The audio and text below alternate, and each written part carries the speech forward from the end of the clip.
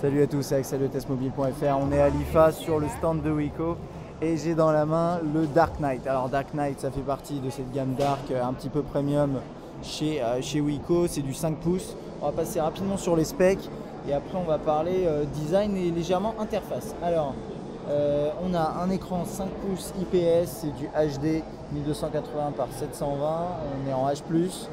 On a du 4.2 points pour Android, on a du quad-core 1,2 GHz, 8 mégapixels je la refais, 8 mégapixels à l'arrière, 2 mégapixels à l'avant.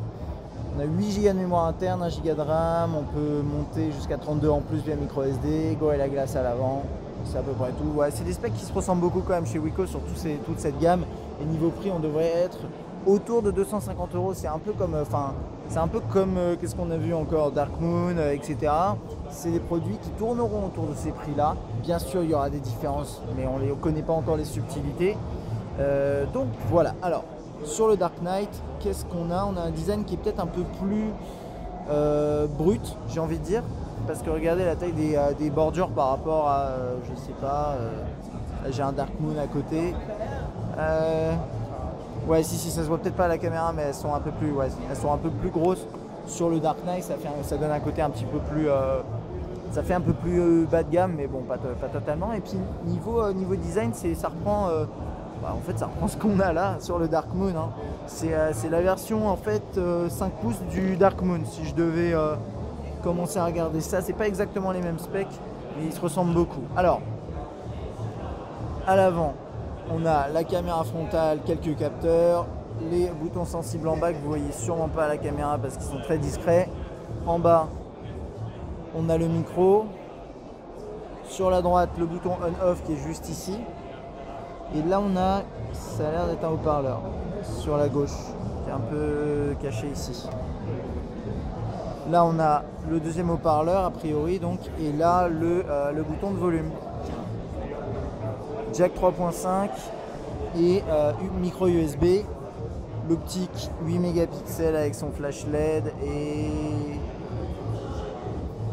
et ça je sais pas si c'est un haut-parleur ou c'est plus du design, donc du coup je pense que ça c'était pas haut-parleur, excusez-moi, ça doit être pour enlever, ouais, ça doit être pour enlever la coque, pour faciliter le retrait de la coque, on va dire.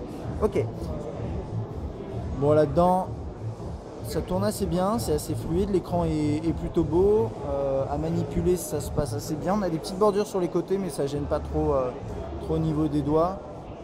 Prise en main, c'est un 5 pouces qui est un petit peu large à cause des grosses bordures, mais ça reste facile à manipuler. Donc là-dessus c'est plutôt bon. Voilà, c'est au niveau de la surcouche, c'est assez léger hein, chez Wiko comme d'habitude. D'ailleurs, il n'y en a quasiment pas. Hein. Il y a quelques petits éléments hein, qui ont été rajoutés. Et puis, bien sûr, j'ai pas parlé, mais c'est Dual SIM.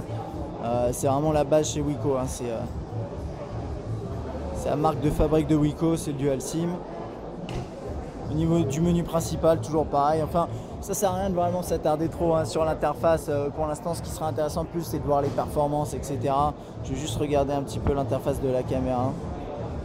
J'étais en train de me dire non, je suis pas au bord de la mer, c'est quoi ça? Ah, c'est une démo. Ok, merci. Ah, ok, voilà.